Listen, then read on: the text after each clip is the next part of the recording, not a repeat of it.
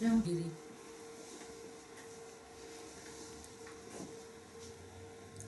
Kita angkatkan lagu pembukaan dari Kidung Jemaat nomor 15 sebagai ajakan beribadah ayat 1 dan 2, berhimpun semua. Kami mengundang semuanya untuk berdiri.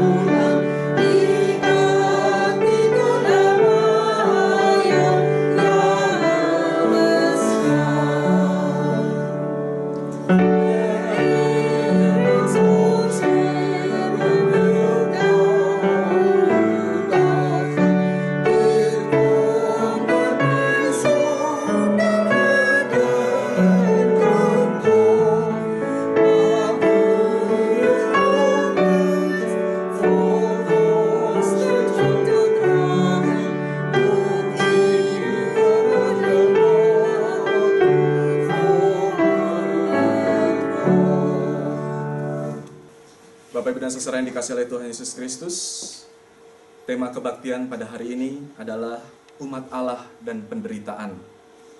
Dan nats pembimbing terambil dari 2 Korintus 12 ayat 9. 2 Korintus 12 ayat 9. Tetapi jawab Tuhan kepadaku, cukuplah kasih karuniaku bagimu, sebab justru dalam kelemahanlah kuasaku menjadi sempurna. Sebab itu terlebih suka aku bermegah atas kelemahanku, supaya kuasa Kristus turun menaungi aku.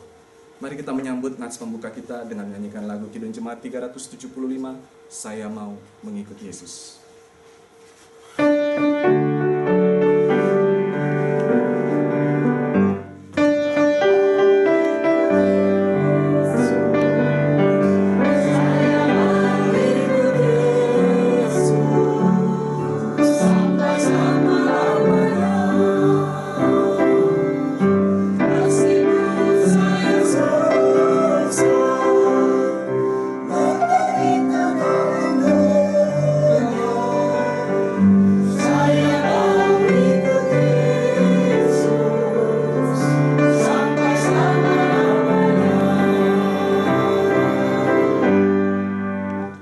Saudara-saudara, marilah kita bersama-sama merendahkan diri di hadapan Tuhan sambil mengaku dosa-dosa kita kepadanya di dalam doa.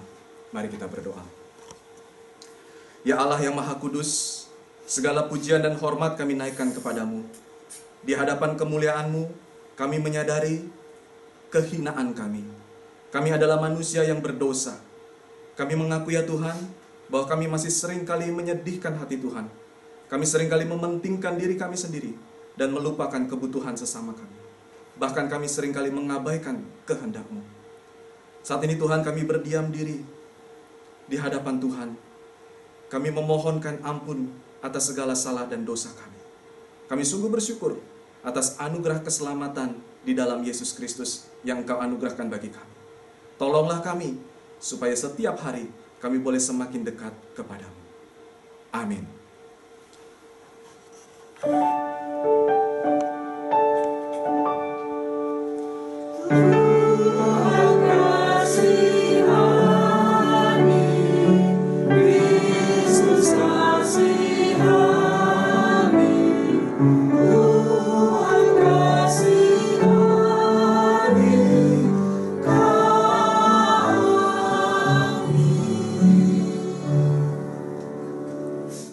Sebagai hamba Yesus Kristus, kami memberitakan pengampunan dosa bagi setiap orang yang telah mengaku dosanya dengan ikhlas.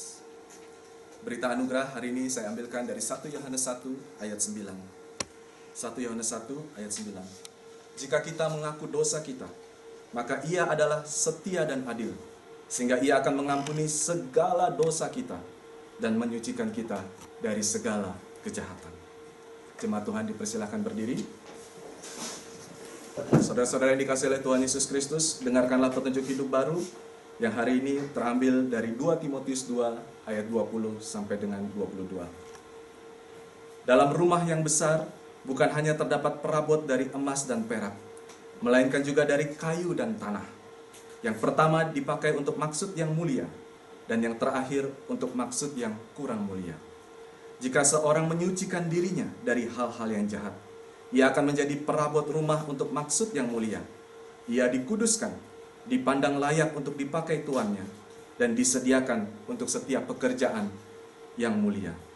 Sebab itu, jauhilah nafsu orang muda, kejarlah keadilan, kesetiaan, kasih, dan damai, bersama-sama dengan mereka yang berseru kepada Tuhan dengan hati yang murni. Mari kita menyambut berita anugerah dan petunjuk hidup baru dengan menyanyikan lagu Kidung Jemaat nomor 29 ayat yang pertama dan ketiga, Di Muka Tuhan Yesus.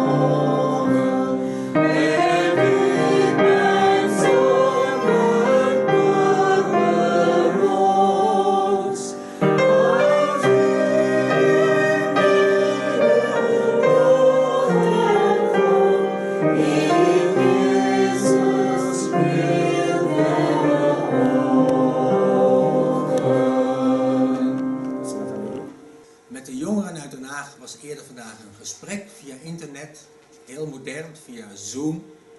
En ik heb Cassandra gezien en Esther, Shirley en Rosaline, Marisha en Jodelphi.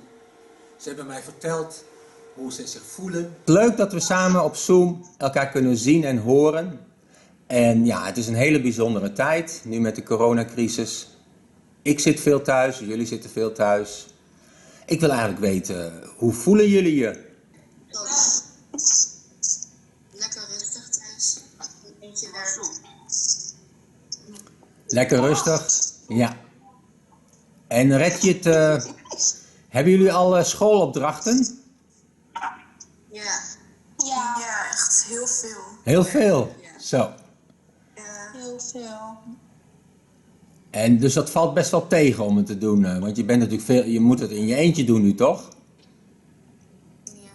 Oh, ik vind het juist fijn om het in mijn eentje te doen. Echt? Ik vind het echt heel leuk dat we nu geen school hebben. Maar mijn broertje is van, ik wil naar school, ik wil naar school. Ik ben hier zo van, ja, laat het maar langer duren. Ja. Ja. Ik wil gewoon weer terug. Oh, jij wilt terug naar school? Ik niet. Oh. Uitslapen. Uitslapen, dat is natuurlijk belangrijk. Kita akan masuk di dalam pemberitaan dan pembacaan firman Tuhan. Saya mengundang petugas yang akan membacakan firman Tuhan hari ini dari Daniel pasal yang pertama, ayat yang pertama dan kedua, dan 8 dan 9. Dan sebelum kita membaca dan merenungkan firman Tuhan, mari kita berdoa, mohon penerangan dari Allah Roh Kudus. Kita berdoa. Ya Tuhan, Raja di atas segala raja, kami saat ini siap untuk membaca dan merenungkan sabda-Mu. Kami memohon Roh Kudus Tuhan untuk menerangi setiap kami yang mengikuti ibadah di tempat ini maupun juga secara online. Buat kami untuk mengerti kebenaran firman Tuhan. Curahkanlah kuasa-Mu supaya kami bukan hanya mengerti firman Tuhan, tetapi juga bisa menjadi pelaksana firman Tuhan di dalam kehidupan kami setiap hari. Bahkan di waktu-waktu yang sulit seperti saat ini juga. Di dalam nama Putra-Mu yang tunggal, kami berdoa. Amin. Pemerintahan Yoyakim, Raja Yehuda, datanglah Nebukadnezar, Raja Babel, ke Yerusalem, lalu mengepung kota itu. Tuhan menyerahkan Yoyakim, Raja Yehuda, dan sebagian dari perkakas-perkakas di rumah Allah ke dalam tangannya. Semuanya itu dibawanya ke tanah Sinear, ke dalam rumah dewanya. Perkakas-perkakas itu dibawanya ke dalam perbendaharaan dewan. Daniel berketetapan untuk tidak menajiskan dirinya dengan santapan raja dan dengan anggur yang biasa diminum raja. Dimintanyalah kepada pemimpin pegawai istana itu supaya ia tak usah menajiskan dirinya. Maka Allah mengaruniakan kepada Daniel kasih dan sayang dari pemimpin pegawai istana itu. Demikianlah firman Tuhan. Mari kita menyambut pembacaan firman Tuhan dengan menyanyikan lagu Kidung Jemaat nomor 250 A, ayat yang pertama dan yang kedua. Allahmu benteng yang teguh.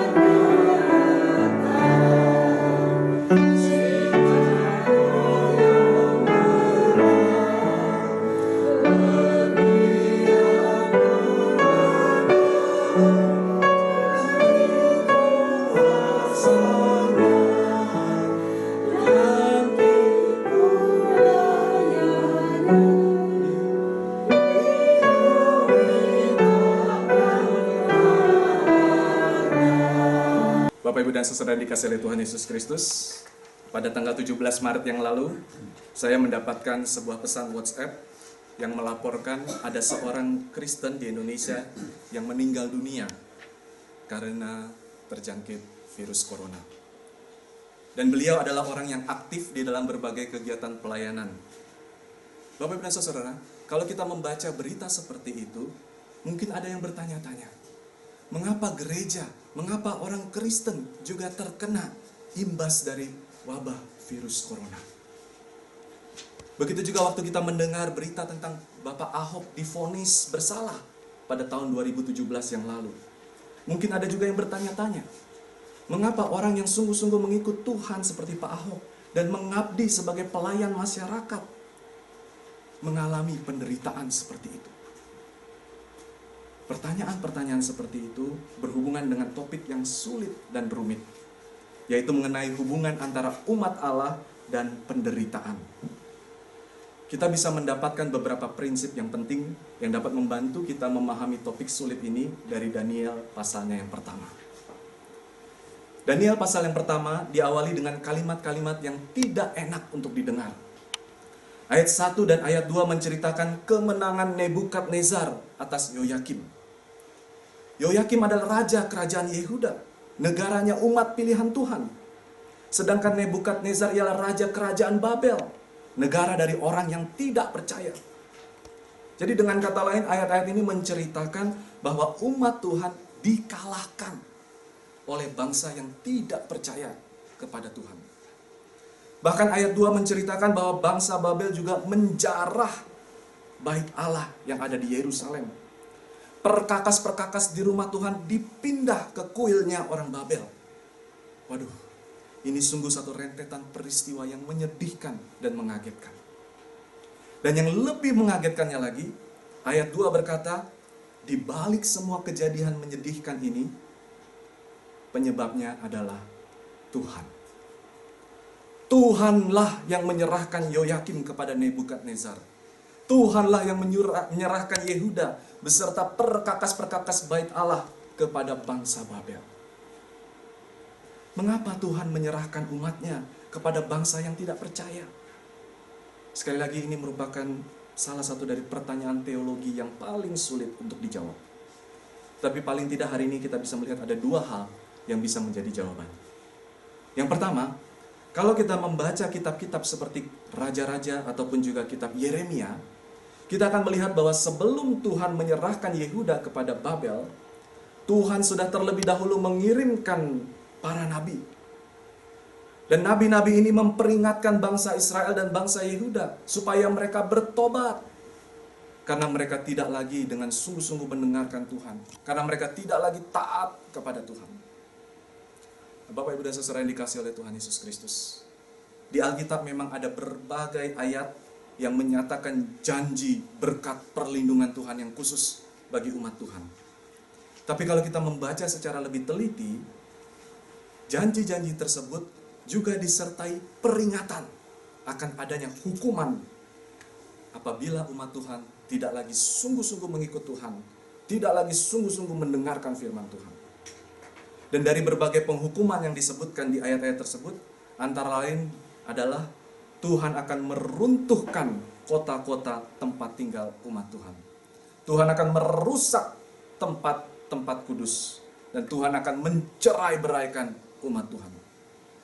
Nah, jadi jelas bahwa peristiwa yang diceritakan di Daniel pasal pertama ini merupakan hukuman Tuhan. Karena bangsa Israel tidak lagi taat sepenuhnya kepada Tuhan. Dan itulah sebabnya Tuhan menyerahkan mereka kepada Nebukadnezar. Nah, tetapi Bapak Ibu dan Saudara yang dikasihi oleh Tuhan Yesus Kristus, ini bukan akhir dari cerita.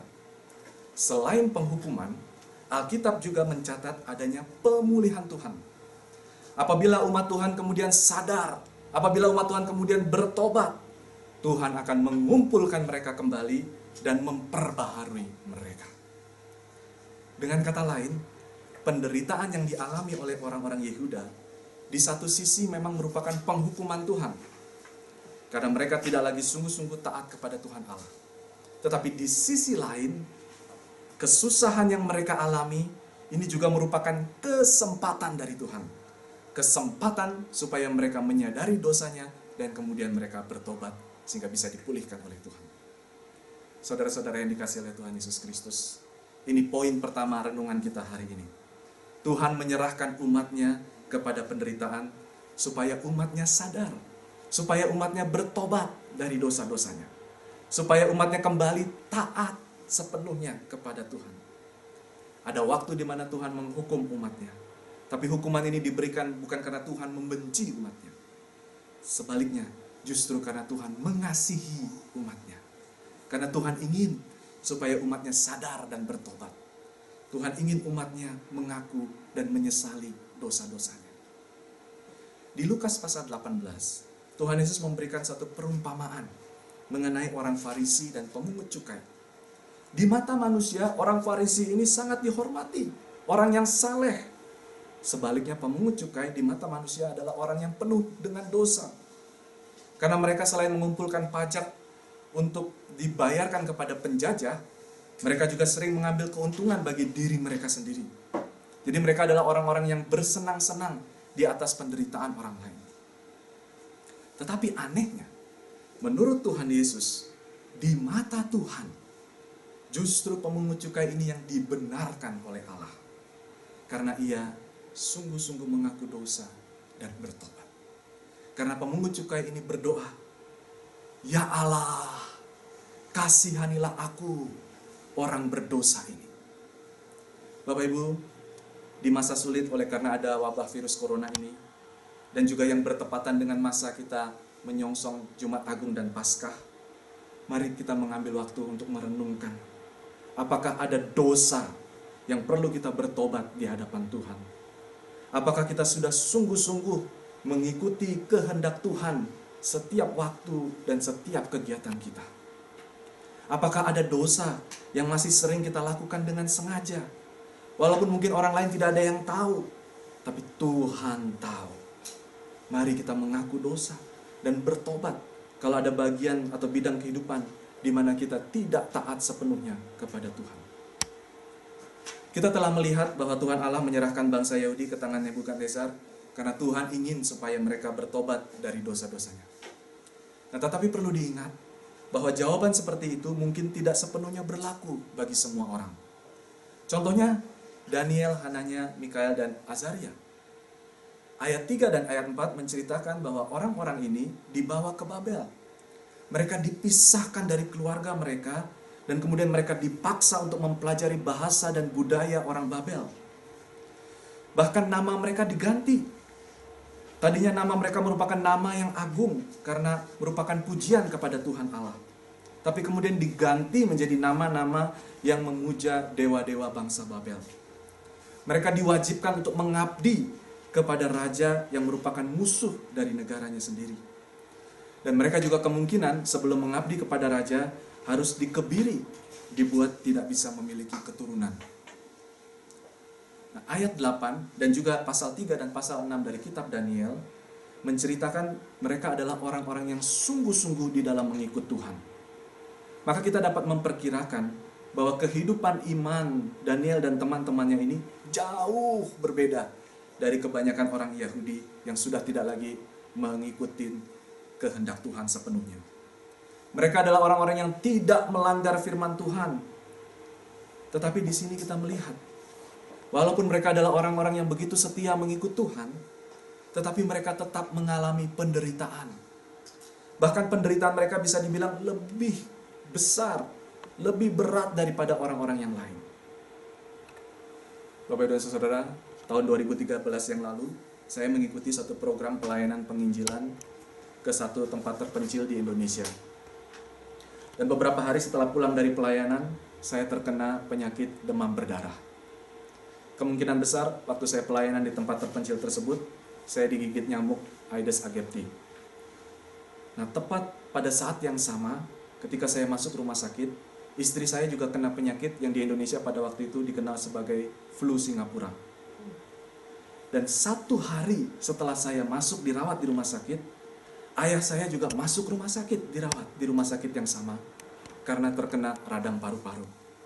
Saya dirawat di lantai 4, ayah saya pas kamarnya di bawah saya, lantai 3. Wah, belum cukup sampai di situ, seminggu kemudian ayah saya meninggal dunia. Bagi saya ini suatu rentetan peristiwa yang sangat berat. Saya sempat bertanya-tanya kepada Tuhan, mengapa Tuhan? Bukankah saya sudah dan sedang melayani Tuhan dengan sungguh-sungguh? Mengapa Tuhan mengizinkan berbagai penyakit, berbagai penderitaan, dan berbagai kesulitan kepada orang yang sudah sungguh-sungguh percaya dan ikut Tuhan? Nah, salah satunya adalah seperti yang bisa kita lihat di ayat 8 dan ayat 9. Di situ kita melihat bahwa Daniel dan teman-temannya mengambil komitmen untuk tidak menajiskan dirinya dengan makanan dan minuman raja. Bapak Ibu, saya belum pernah makan dan minum makanan dan minumannya raja. Tapi saya pernah diundang untuk makan siang oleh seseorang di Imperial Hotel yang terletak di dekat istana Kaisar Jepang di Tokyo. Dan menu pada siang hari itu adalah nasi putih dan kare daging sapi. Waktu saya tahu menunya seperti itu, sebenarnya saya kecewa. Waduh, jauh-jauh datang ke tempat yang begitu mewah di Jepang, kok makannya nasi dan kare? Saya di Indonesia sudah sering makan nasi, saya sudah sering makan kare. Dan nanti kalau balik ke Indonesia juga pasti banyak kesempatan makan nasi dan makan kare. Tapi Bapak Ibu dan Saudara, begitu nasi dan karenya datang, lalu saya coba makan, rasa kecewa saya langsung hilang. Kare di hotel tersebut rasanya beda jauh dengan yang pernah saya makan sebelumnya. Nasinya beda, kentangnya beda, apalagi daging sapinya. Semuanya jauh lebih nikmat. Nah, rupanya Imperial Hotel punya standar yang sangat tinggi di dalam memilih bahan-bahan untuk setiap menu yang mereka sajikan. Nah, begitu juga makanan untuk raja. Hidangan untuk Raja Babel pasti merupakan makanan dengan standar paling baik di negara tersebut. Nah, tetapi bagi Daniel dan teman-temannya ada satu masalah besar dari makanan dan minuman raja. Karena sebelum dihidangkan, makanan dan minuman untuk raja itu biasanya dipersembahkan terlebih dahulu kepada para dewa. Dan dengan dipersembahkan kepada para dewa, dipercaya bahwa kekuatan dewa yang disembah tersebut memasuki makanan tersebut. Sehingga orang yang makan makanan tersebut akan dipersatukan dengan dewa tersebut dan mendapatkan kekuatan dari para dewa tersebut. Nah, oleh karena makna religius inilah, maka memakan makanan tersebut itu biasanya juga berarti menyembah dan mengakui kuasa dari dewa-dewa tersebut. Nah, itu sebabnya Daniel kemudian mengambil komitmen untuk tidak menajiskan diri dengan makanan dan minuman raja.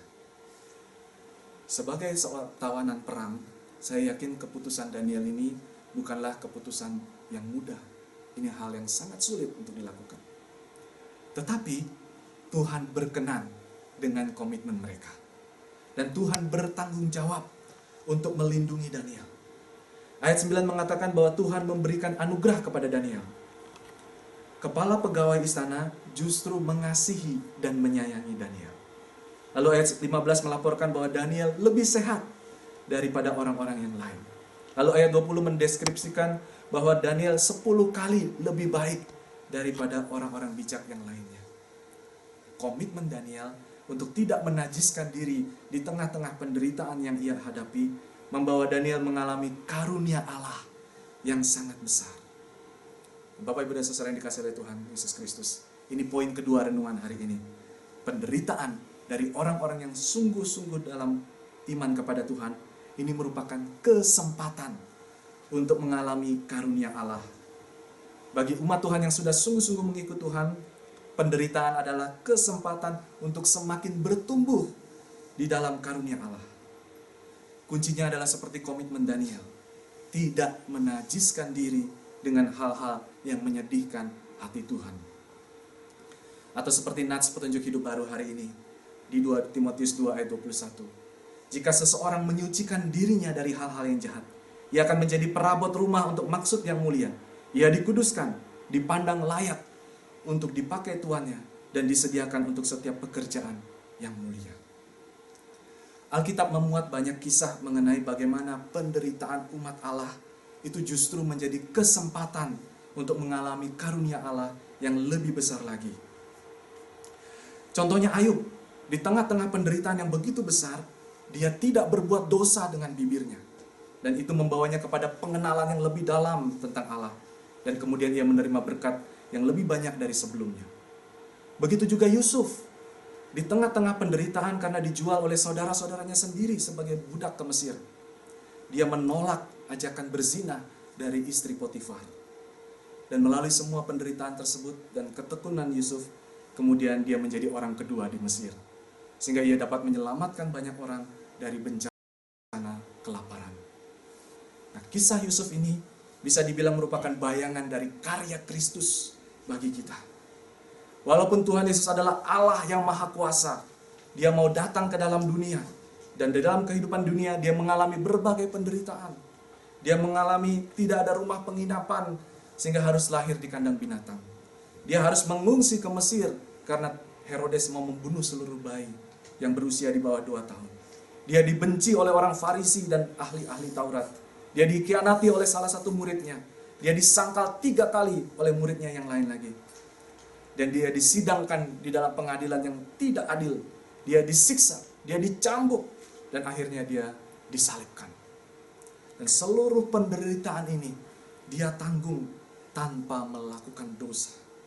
Sehingga penderitaan Yesus Kristus ini menjadi karunia keselamatan dan karunia penebusan bagi setiap orang yang percaya kepadanya. Bapak, Ibu, dan Saudara, saat ini kita sedang berada di masa sulit karena wabah virus corona. Kita tidak tahu pasti bagaimana perkembangan selanjutnya. Mungkin akan segera bisa teratasi, mungkin akan bertambah parah. Dan di antara kita, mungkin ada yang sudah, sedang, dan akan mengalami berbagai penderitaan dan berbagai kerugian akibat wabah virus ini. Kita mungkin tidak dapat mencegah adanya penderitaan terjadi di dalam hidup kita. Tetapi kita dapat menggunakan setiap penderitaan menjadi kesempatan untuk bertobat dan bertumbuh di dalam karunia Tuhan. Kiranya renungan hari ini menolong kita untuk mengambil komitmen seperti Daniel dan teman-temannya. Tidak menajiskan diri dengan hal yang menyedihkan hati Tuhan. Sehingga masa prapaskah ini dan juga masa ada penderitaan seperti ini justru menjadi kesempatan untuk bertumbuh di dalam karunia Tuhan. Amin. Saudara-saudara yang kekasih, marilah kita bersama-sama menyanyi dari Kidung Jemaat 376, bait 3 dan 4.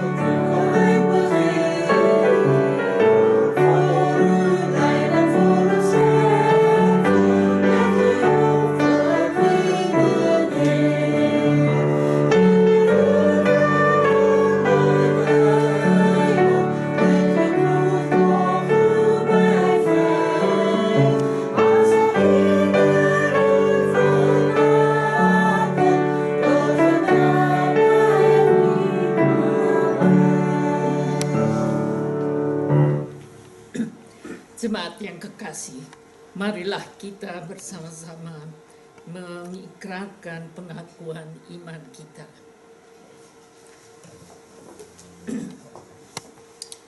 Aku percaya kepada Allah, Bapa yang Maha Kuasa, Khalik langit dan bumi, dan kepada Yesus Kristus, Anak Tunggal kita, yang dikandung daripada Roh Kudus, lahir dari anak dan Maria, yang menderita sengsara di bawah Pilatus, disalibkan, mati dan dikuburkan, turun dalam kerajaan maut, pada hari yang ketiga bangkit kembali dari antara orang mati, naik ke surga, duduk di sebelah kanan Allah, Bapa yang Maha Kuasa, dan akan datang dari sana untuk menghakimi orang yang hidup dan mati.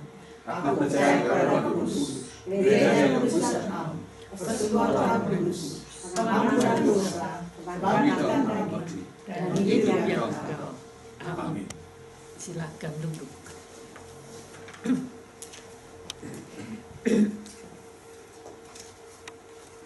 Marilah jemaat, di tengah-tengah situasi pandemi wabah COVID-19 atau coronavirus ini, kita menyatukan pikiran dan hati kita di dalam doa syafaat kita.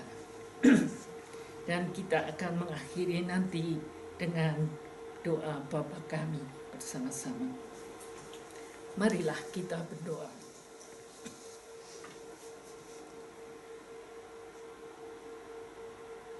Kami sadar ya Tuhan di hadapan bahwa kami adalah manusia-manusia yang lemah, yang rentan, yang tidak berdaya pada saat virus yang kecil tapi yang dahsyat itu menyerbu dan memporak-porandakan hidup kami.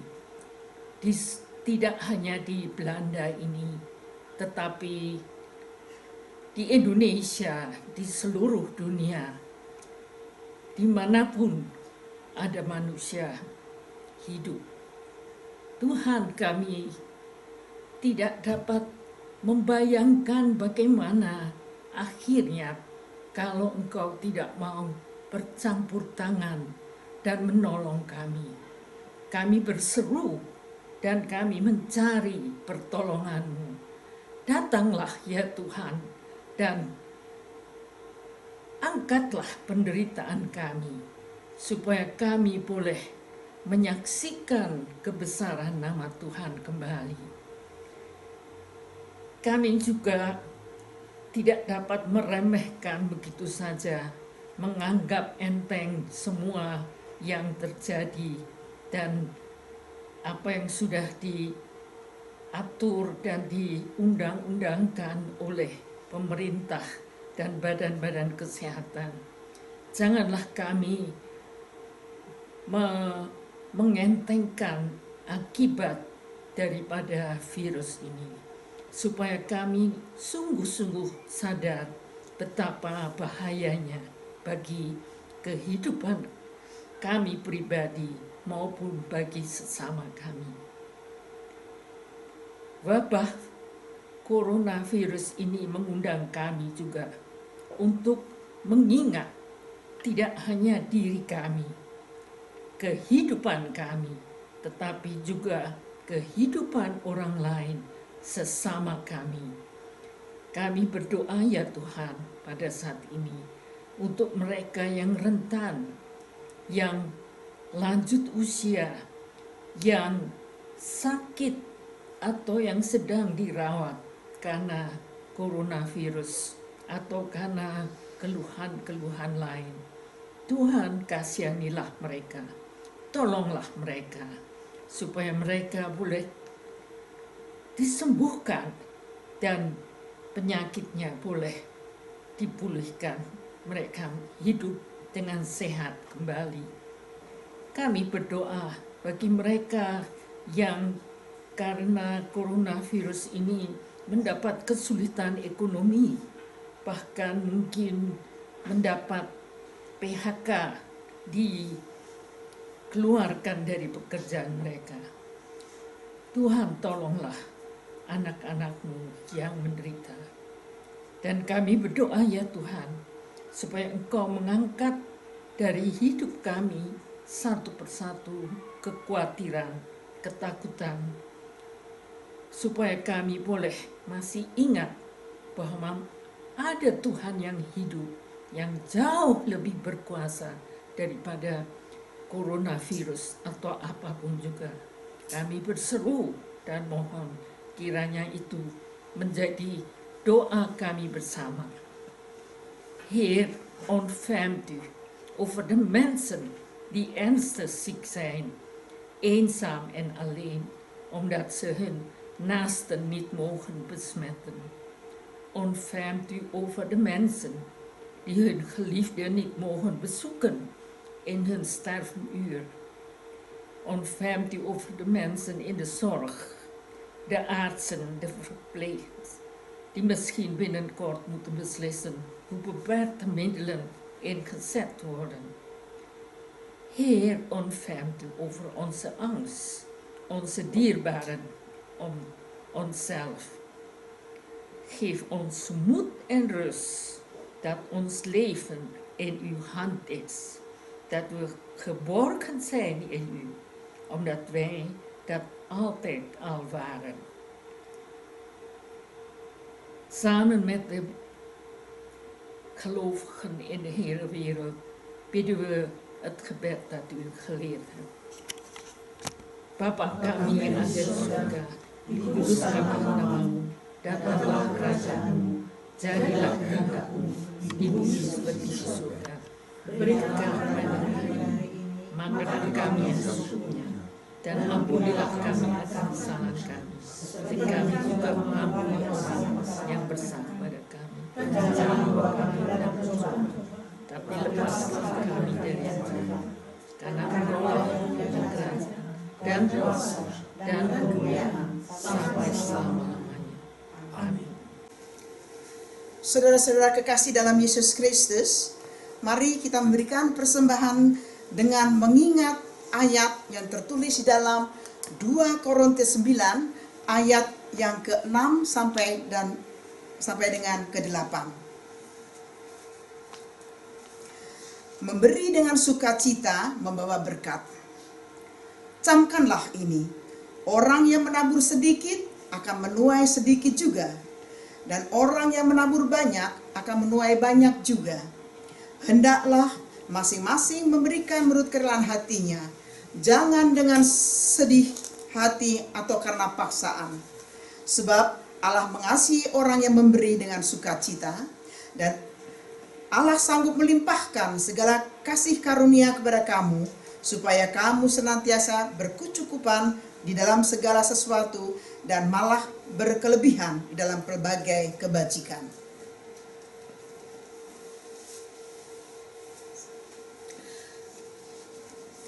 Marilah kita mendoakan persembahan yang telah kita berikan. Ya Tuhan, Allah Bapa kami yang ada di surga, terpujilah namamu ya Bapa. Kami datang ke hadirat-Mu untuk mengucapkan rasa syukur dan terima kasih atas segala berkat yang Engkau curahkan kepada kami. Bapa, kami telah memberikan persembahan dengan sukacita, karena kami menyadari bahwa persembahan ini adalah pemberian dari-Mu. Bapa, ajarkanlah kepada kami untuk memberikan yang terbaik bagi-Mu, dan pakailah kami satu persatu sebagai alat-Mu di dunia ini. Berkatilah dan sucikanlah persembahan kami ini, sehingga kami dapat gunakan untuk pelebaran kerajaan-Mu melalui jemaat Protestan Perki di Belanda. Berkati dan berikan kami kebijaksanaan kepada saudara-saudara kami yang mengelolanya. Ampunilah segala dosa dan kelemahan kami ya Bapa. Doa dan permohonan kami ini kami naikkan hanya dalam nama anak-Mu yang tunggal, Tuhan kita Yesus Kristus. Amin.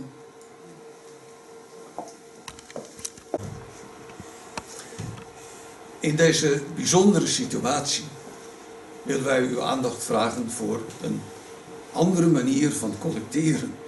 Omdat u kijkt, luistert, maar niet aanwezig kunt zijn. en waarschijnlijk wel uw gaven wilt geven voor het voortbestaan van de kerk. Daarom wijs ik u op de mededeling die u kunt zien. U wordt opgeroepen om uw geld over te maken op de bankrekening van Perki Nederland. Zet u daar dan nadrukkelijk bij dat het de bedoeling is dat het geld wordt gebruikt voor de collecte van 29 maart. De helft van de opbrengst van de collecte is bestemd voor de kosten voor deze diensten. En de andere helft bestemmen wij voor hulpacties van Kerk in Actie in het kader van de 40 dagen tijd.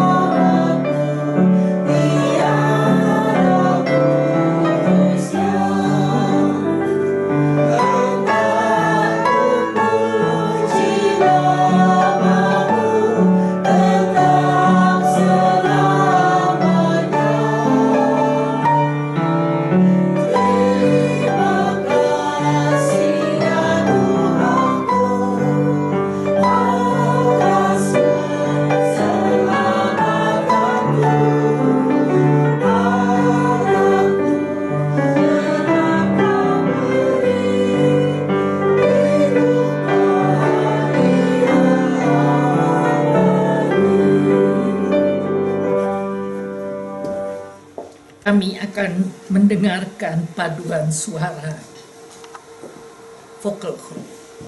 Silahkan.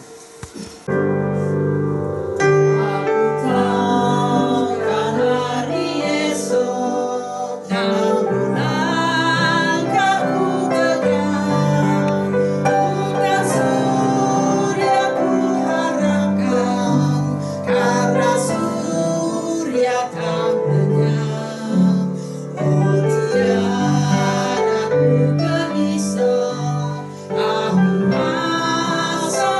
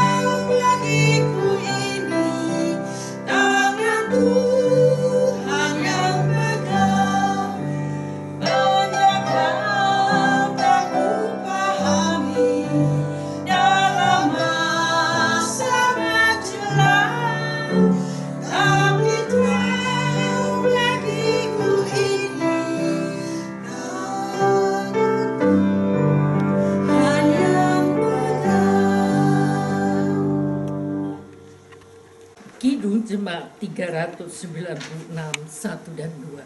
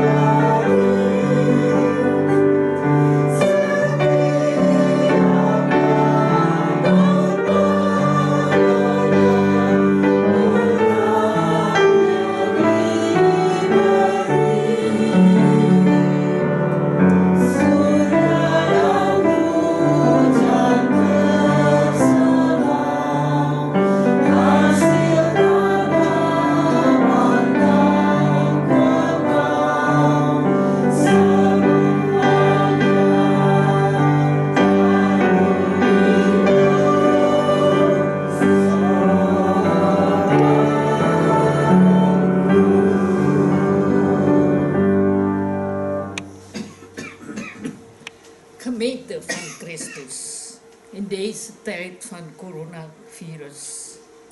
God laat u niet alleen. Zijn zegen en nabijheid is dichtbij dan eerder en ooit. Wees niet bang. Laat de zegen van de Heer met u mee. Mogen de Heer u zegenen en u beschermen. Mogen de Heer het licht van zijn gelaat over u doen schijnen en u genadig. Mogen de Heer uw gelaat toewenden en u vrede geven.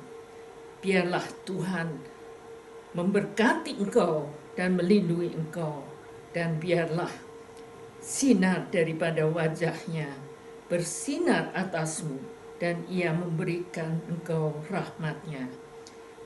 Biarlah Tuhan memberikan wajahnya serta memberi engkau damai sekarang sampai selama-lamanya.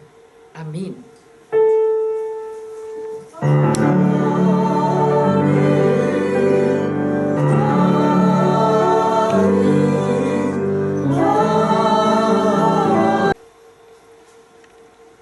Kita mengucap syukur kembali lagi kepada Tuhan atas kasih karunia-Nya. Kita sudah mengakhiri online kebaktian atau live streaming kebaktian pada hari ini yang dilaksanakan Jemaat Protestan Seperki Nederland yang diadakan di Utrecht. Terima kasih kami ucapkan kepada Pendeta Surya yang sudah hadir memberikan khotbah. Terima kasih, Tuhan memberkati. Dan juga Ibu Nike yang juga sudah membantu kebaktian ini, dan Ibu Ria pengiring musik, dan Bapak Pendeta Burit. Terima kasih kita ucapkan kepada Tuhan dan untuk saudara-saudara yang lain yang sudah membantu berlaksananya kebaktian ini. Mari kita panjatkan doa syukur kepada Tuhan. Semoga di hari-hari yang akan datang, kalau situasi ini belum berakhir, kita akan melaksanakan kebaktian seperti ini. Dan kita memanjatkan doa syukur, semoga secepatnya kita bertemu kembali sesama saudara dan saudari terkasih, terutama di lingkungan Jemaat Perki Nederland. Tuhan memberkati. Selamat siang semuanya, sampai bertemu kembali. Terima kasih.